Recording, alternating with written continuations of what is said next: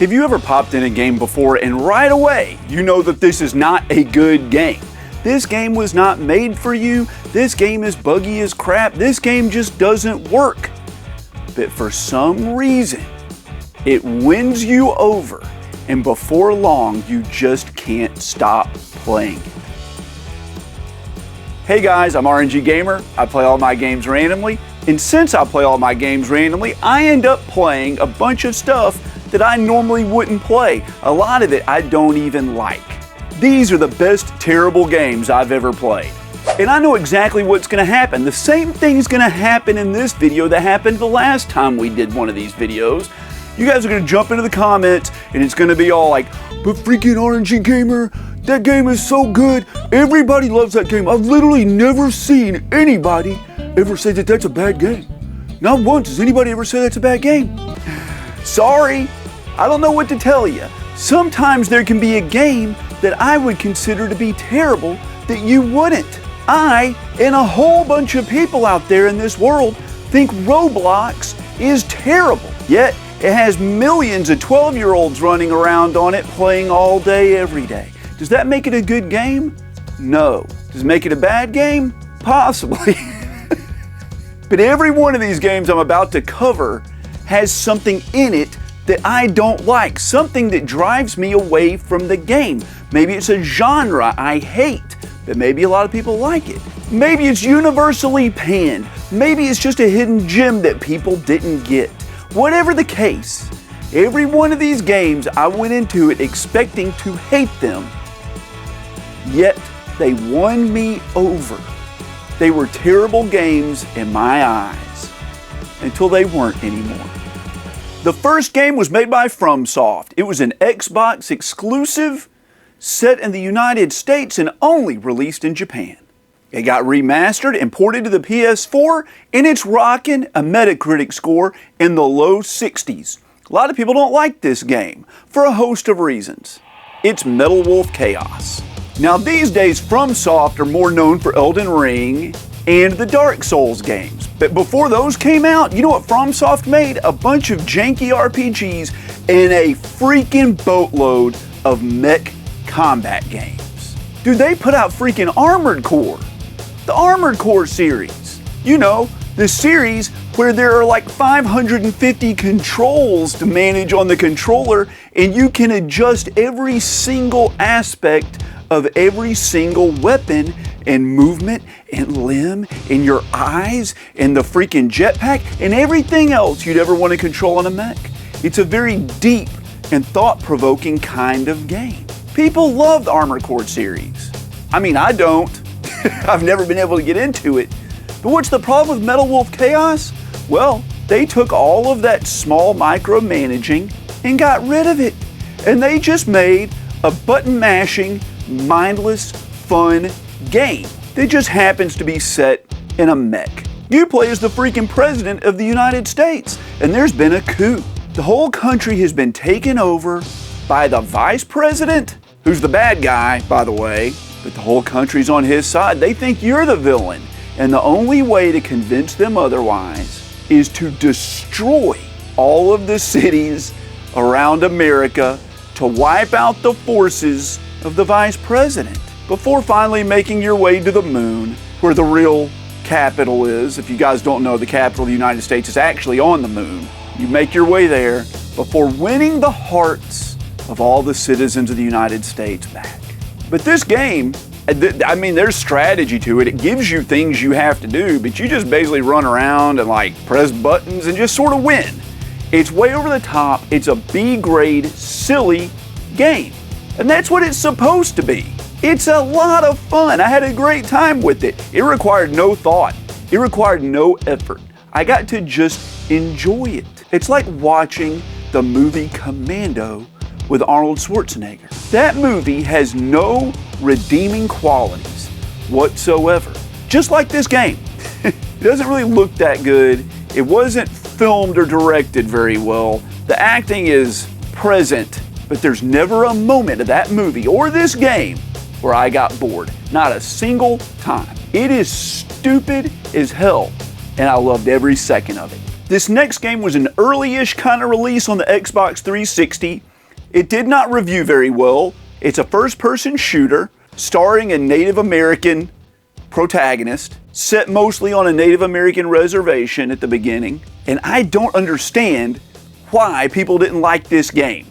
It even received a remake on the PS4 that's totally different and basically has nothing to do with the original game. I don't even know how they got away using the same title. But it's Prey. And I bet you the cover to this game went a long way to contributing to the bad sales of it. Because that's a bad cover. So it is interesting that you play as a Native American protagonist, and it is interesting that it's set on a Native American reservation. Those are a couple things that haven't been explored very much in video games, and I was excited to get to do it. Now, I don't remember a lot about this game other than the fact that it's a first-person shooter, and you've got to go save your girlfriend who got kidnapped by the alien invaders. You know what this game does have that I haven't seen explored in a lot of other games? Non-Euclidean geometry in the levels. Are you guys a big fan of non-Euclidean geometry? You know what non-Euclidean geometry is? Me either, but it has something to do with the physical manifestation of something in reality around us. Doesn't actually pertain to its surface area. We'll go with that. For example, a closet inside of a house and the interior dimensions of the closet are bigger than that space in the surrounding house. So what happens in this game is you go through portals and things like that change the perspective and the orientation of the levels you're in and the size of your character. There can be a huge sprawling area inside of a small box, or a large area of the spaceship can be crushed down to really small. There's all kinds of interesting things they're doing with the physics in this game, and I've never seen any other game really take that idea and expand on it as much as they did in this game. Now, people hated this game. I don't know why they hated it. The shooting mechanics were not that great. They were fine, but the world building in this game was really interesting, and I recall the twist ending of this game was, we'll just say interesting. How about that? But it's not a bad game, and I really enjoyed it, and I look back fondly on it when I think of the Xbox 360 library. So if you haven't tried the old Prey on the 360, give it a shot. It might surprise you. Here's the first controversial pick for this video. Now, this game was an internet phenomenon. People could not get over it. This game is almost universally loved, and it's considered by many people, including me, to be the best game in the genre. However, it's a genre I don't like, a genre I really struggle with, put in a setting that I don't care about. But it subverted all my expectations, and I ended up loving this game. It's Doki Doki Literature Club. I don't want to read a visual novel about a bunch of teenage girls in a high school book club. Do you really want to do that? And oh yeah, by the way, this game is a brutally disturbing horror game that deals with mental illness of all shapes and varieties, psychological horror, body horror, and all other manner of disturbing things that you could insert into a game that looks as banal and pedestrian as this. You don't want to play that game if you didn't know about the horror aspect. If that had not become a meme, nobody would have played this game. But that's what this game is. You play as a high school boy. He joins a book club full of cute girls. It's a dating sim. You're trying to romance one of the 3/4 girls. Not 4/4. There are 4 girls. There's 4 girls in the book club. I remember them.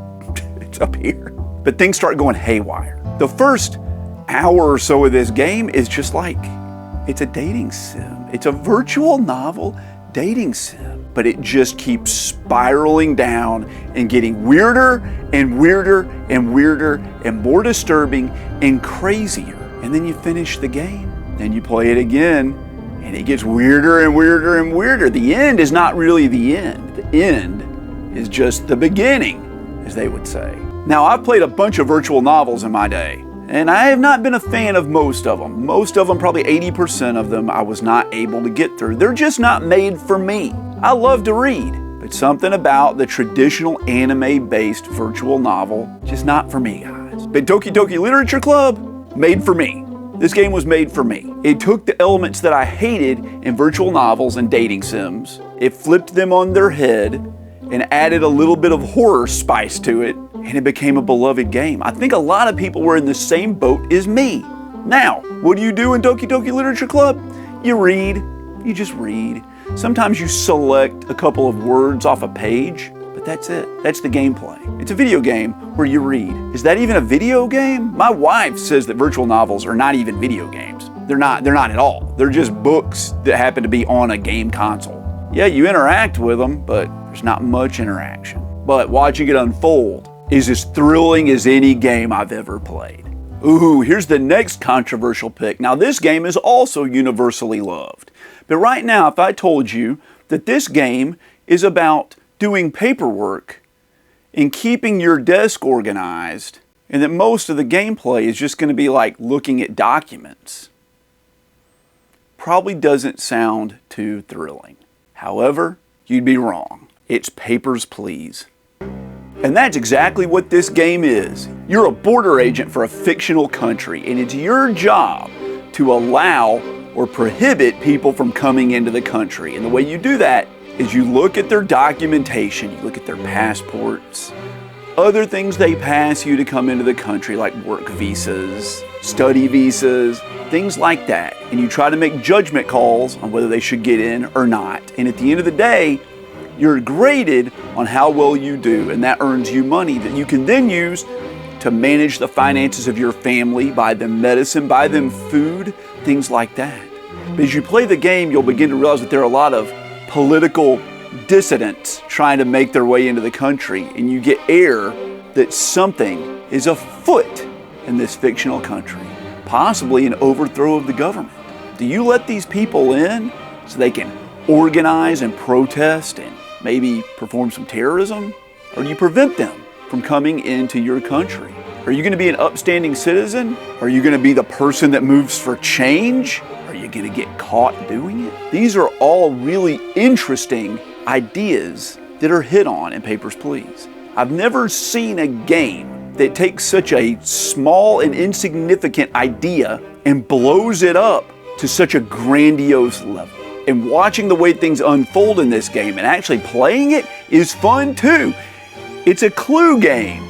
Looking through the documents, seeing how someone's birthday doesn't necessarily match up with their passport. I can have fun just doing the job in this game. But this game is considered to be a 10 out of 10 by a lot of people, including me. But I freaking hate paperwork. I don't like paperwork. And I don't like looking for little errors in documents. And I don't like trying to keep my desk organized. And that's what you do 99% of the time in this game. Yet, it made me fall in love with it. That's something to say for a game that takes things you hate to do and it makes them fun. All right, parents, it's time to put the kids to bed or kick them out of the room because you're not going to want to let them see the next game I'm about to talk about. Are they gone? It's Waifu Discovered 2. Medieval fantasy. And yes, this is an 18 and up only game on the Nintendo Switch. I don't have to say a word and you know what this game is, right? It's made by One Hand Studios. I love shoot 'em ups. I love them. And this game is a competent and fun shoot 'em up. It could stand on its own as a shoot 'em up. It could be spaceships and set in outer space. It could be a gunslinger in the Wild West. It could be a wizard hurling fireballs at ghosts. But instead, it is a zany and over-the-top single-screen shoot-'em-up where you are trying to undress the woman in the background because her clothes are haunted by evil spirits. I can't believe just saying that is so absurd. This game is a lot of fun. I actually had a great time with this game. But it for realsies, 100%, I'm not joking you, has full 100% frontal nudity. Those backgrounds, all the clothes come off. All of it. All the clothes, okay? But the purpose of the game is to get to the next level so you can see the next girl and proceed to shoot the clothes off of her. Was this game made for you? This game was made for some people. I believe it sold out pretty quickly.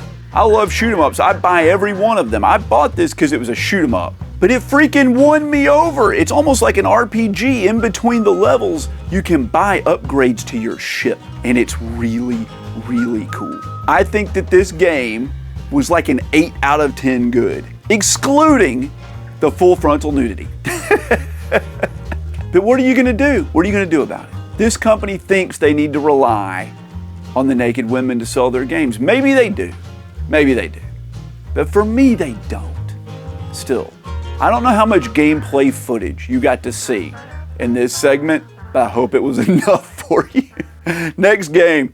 The makers of this game put out my favorite game on the Nintendo GameCube, Eternal Darkness. They then proceeded to steal coding elements of their games from another company and put them into this game, which caused them to get sued and bankrupted them, and had this game pulled from the shelves due to the fact that it contained stolen code. That's super bad. And this game got almost universally panned. I didn't know any of that before I played it. It's too human. So I believe you play as Baldur, right? One of the Norse gods. But it's like a futuristic Norse mythology setting where you're like up in space, but everything's like all electronic and the Valkyries are like robots, and it's just very strange. Now, what's the problem with this game? The setting was pretty cool. The environments were pretty cool. The story was decent, as I recall. But what people hated about this game is that it has no challenge and basically no skill involved with it. You don't press buttons to attack. There aren't really combos. There's not really blocking. You just move with the left analog stick and point the right analog stick at the enemies. And you just dash to them and auto attack them. That's okay in an RPG, but this is a third-person freaking hack and slash action game. Like Devil May Cry or Bayonetta. Imagine Devil May Cry or Bayonetta, where all you do is just point at the enemies and the combat just goes. Not only that, if you die, a Valkyrie comes down from the heavens and resurrects you. You can't die. You can't lose this game. If you can stick with it, you will beat it. And I think that put a lot of people off. But to me, it was a breath of freaking fresh air. Just got to sit back and watch the cool combat. It was kind of engaging, waggling the flipping right analog stick around.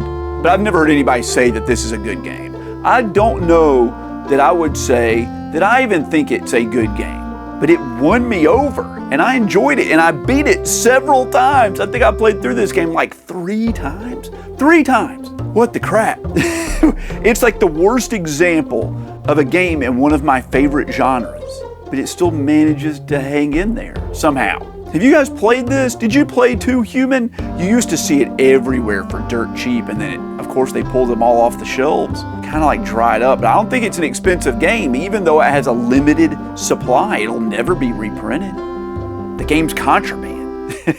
But so few people want it that the price has just stayed super low. And the Xbox 360 is blowing up. Every game's like over $100 now, apparently. But not Too Human.